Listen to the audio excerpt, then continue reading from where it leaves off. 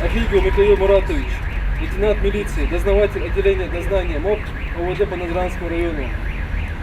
Картоев Ад Магомедович, майор милиции, заместитель начальника ОВД по Назранскому району по тыловому обеспечению.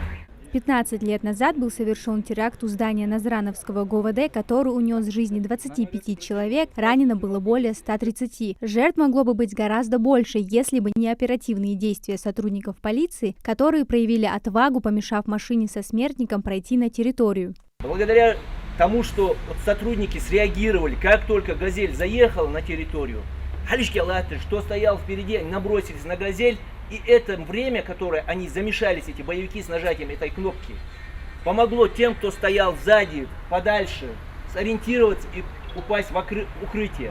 Поэтому часть людей осталась жива благодаря тем героическим ребятам, которые приняли первый бой, которые бросились на эту «Газель».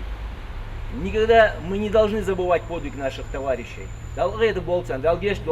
17 августа 2009 года сотрудники милиции Назрановского ГУВД собрались, как обычно, на утренний развод. Цель – распределить задачи на рабочий день и донести до состава оперативную сводку. О возможности теракта все были уведомлены заранее, но случившегося дальше не ожидал никто. Резко раздался мощный взрыв, вспоминают очевидцы. Все было охвачено пламенем, стекла выбиты, крыши сорваны. Все как в самом страшном сне.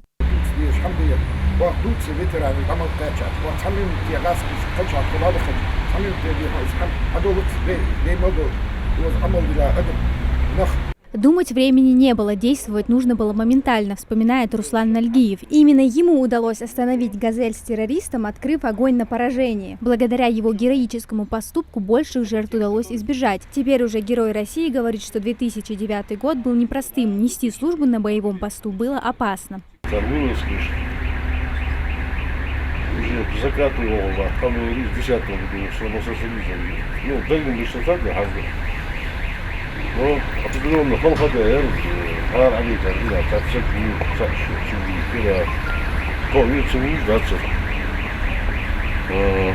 ХЛХДР.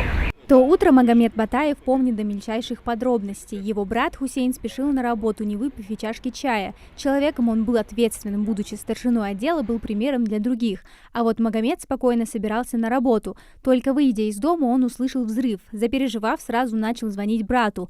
Тот не отвечал. Доехав до РОВД, понял масштаб трагедии. Разрушенное здание, погибшие люди, среди которых он узнал своего брата. Хусейна Батаева родные помнят как человека, преданного своему делу. Это было плохое время, но он вообще и слышать не хотел об этом. Мы как бы оберегая его, старшие братья, мы оба работали тоже в милиции в то время.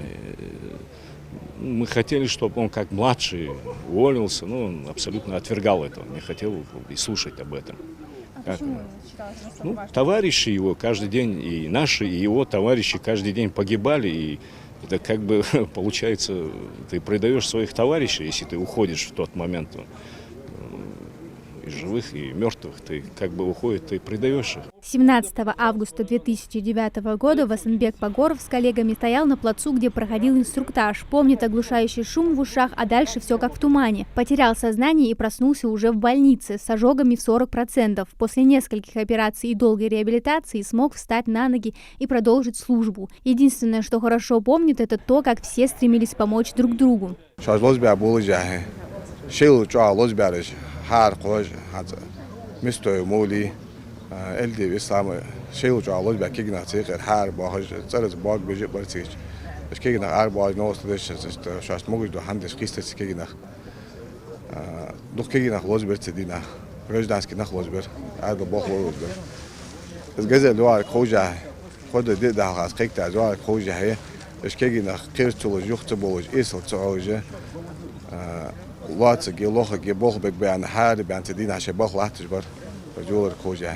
Магомед Салик Атиев еще один очевидец того страшного дня. Когда все произошло, он был на пути в больницу, чтобы проверить свое здоровье. После этого взрыва моментом организовали на территории больницы пункт для сдачи крови. И очень много людей пришло, чтобы сдать кровь для нуждающихся.